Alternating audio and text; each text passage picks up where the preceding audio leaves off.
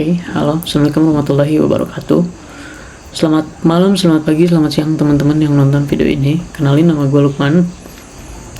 Gue dari Universitas Terbuka UPBCC Jakarta, program studi Sistem Informasi. Kali ini gue mau sharing tentang DFS dan BFS. Sebetulnya ini adalah sebuah tugas dari matkul struktur data, sama seperti video gue yang sebelumnya. Nah, di kali ini gue bakal sedikit sharing tentang DFS dan BFS, yaitu metode scanning atau pencarian data di dalam program Java. Di sini gue pakai OBS Studio, salah satu screen record yang bisa kalian pakai lah gitu. Pertama tugasnya sebenarnya kita mau bikin sebuah scanning, metode scanning menggunakan DFS dan BFS. Menggunakan node ini. Ini adalah contoh grafik yang udah gue buat. Sebenarnya sini gue cuma mau ngejelasin aja sih apa fungsinya. Nah, di dalam BFS dan DFS nanti kita bakal menggunakan atau membuat sebuah kode pencarian data atau scanning data, kurang lebih struktur node-nya seperti ini gitu. Di sini ada A1, kemudian pencarian ke A2 mempunyai node subnode A4 dan A5. Kemudian A1 juga punya node A3, dia punya subnode A6 dan A7.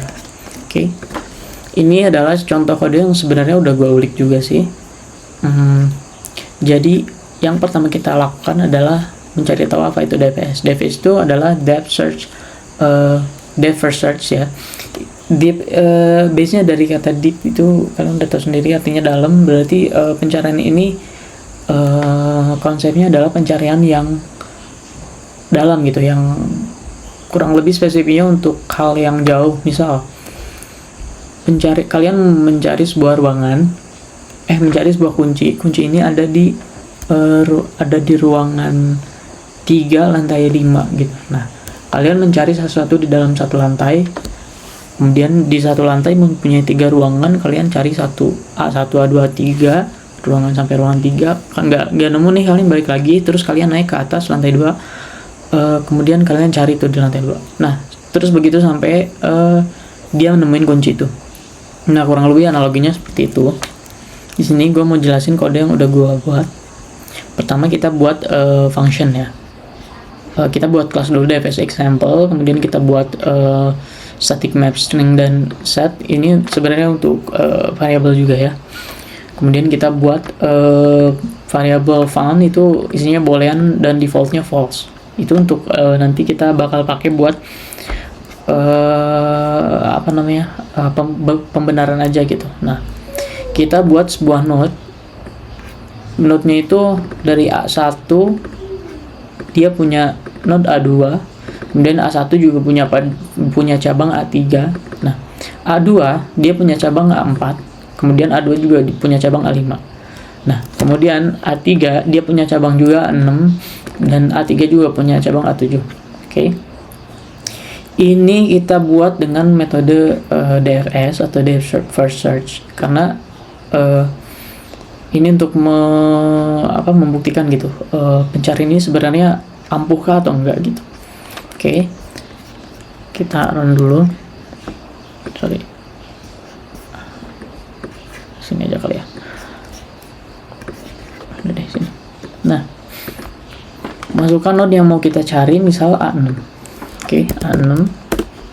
Nah, teman-teman bakal melakukan proses pencarian DFS. Yang pertama adalah mengunjungi A1.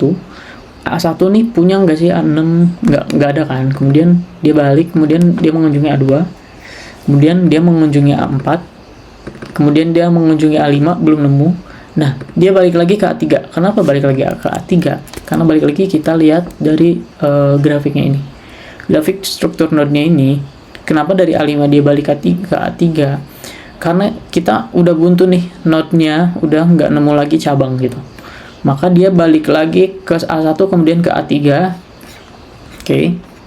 Kemudian ke A3, dan dia menemukan A6 karena A6 berada di subject node-nya, subnode-nya A3 gitu. Nah, itulah fungsi dari DFS, yaitu mencari sebuah data dengan bisa kita analogikan, kita mencari sebuah data sampai mentok dulu di setiap ruangan gitu. Oke, itu adalah fungsi dari DFS. Kemudian ini adalah contoh kode BFS atau Breadth First Search. Nah, bedanya dari Deep First Search, BFS ini lebih efisien gitu. Maksudnya dia lebih cocok untuk pencarian jangka pendek. Semisal kita udah nyari kunci tadi di sebuah ruangan. Nah, kita nggak nemu nih di ruangan ruangan 1, 2, 3. Nah, kita udah gak usah balik lagi ke lantai yang awal ke A1 lagi gitu. Nah, tapi kita langsung masuk ke next dari subnode-nya tersebut. Misal kita mentok tadi kan di A5. Di A5 itu balik lagi ke ininya. A5 ini udah nggak dapet kan? A5 ini udah nggak dapet karena even dia udah nggak ada subnode-nya. Nah, maka dia dari metode BFS ini dia bakal langsung nyari ke setelahnya gitu. Jadi mungkin lebih berurutan kali ya. Bisa kita bilang bisa lebih berurutan. Oke, kita run dulu kodenya. Nah, ini kita misal cari lagi juga A6 ya. Nah, kita mengunjungi A1, kemudian mengunjungi A2 belum nemu, mengunjungi A3, mengunjungi A4, mengunjungi A5, kemudian mengunjungi A6. Kita nggak balik lagi nih ke A3 seperti yang dilakukan oleh DFS kan. DFS ini ketika A5 mentok, dia gak dapet, dia balik lagi ke A3 atau ke subnode yang lain. Jadi dia seperti ini teman-teman.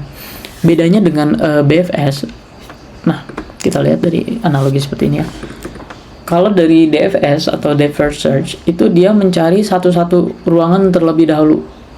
Oke, dia mencari ruangan misalkan di ruangan yang kiri sampai dia menemukan gitu. Kalau nggak ada, baru dia menemukan mencari ke ruangan selanjutnya. Misalkan ruangan ini nggak ada lagi, kita bisa mencontohkannya seperti ini. Duplicate. Nah,